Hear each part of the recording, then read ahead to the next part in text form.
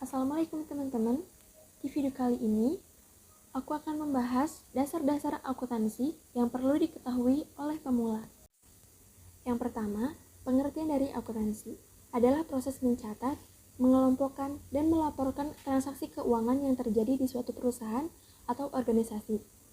Nah, transaksi keuangan ini bisa juga berupa pembelian, penjualan, pembayaran, penerimaan uang, atau pengeluaran uang. Kalau akuntansi juga dapat dianggap sebagai bahasa bisnis loh, karena digunakan untuk berkomunikasi dan menerjemahkan informasi keuangan perusahaan atau organisasi tersebut. Yang kedua, rumus dasar persamaan akuntansi, yaitu harta aset sama dengan kewajiban liabilities ditambah modal equity. Penjelasannya, harta adalah semua barang atau nilai ekonomi yang dimiliki oleh perusahaan. Contohnya berupa uang tunai, persediaan, kendaraan, atau gedung. Selanjutnya ada kewajiban adalah semua hutang atau kewajiban finansial yang dimiliki oleh perusahaan. Contohnya berupa hutang bank, hutang kepada pemasok, atau hutang gaji kepada karyawan.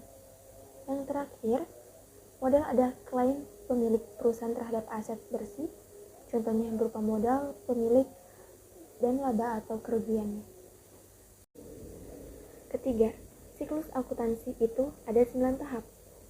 Dalam bahasa Indonesia yaitu analisis tabular, bukti transaksi, jurnal umum, buku besar dan neraca saldo, jurnal penyesuaian, buku besar dan neraca saldo setelah penyesuaian, laporan keuangan, jurnal penutup, dan yang terakhir, posting buku besar dan neraca saldo setelah ditutup.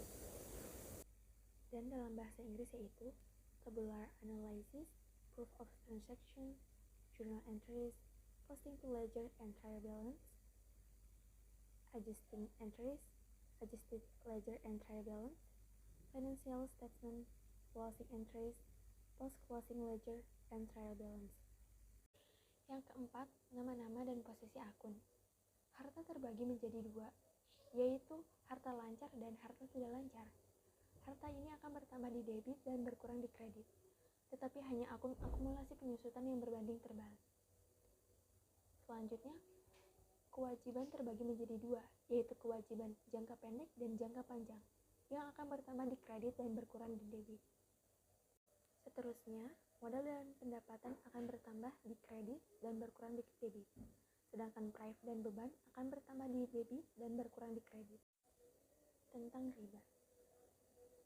Quran Surat Al-Imran ayat 130 artinya, hai orang-orang yang beriman, janganlah kamu memakan riba dengan melipat ganda, dan bertakwalah kamu kepada Allah supaya kamu mendapat keberuntungan.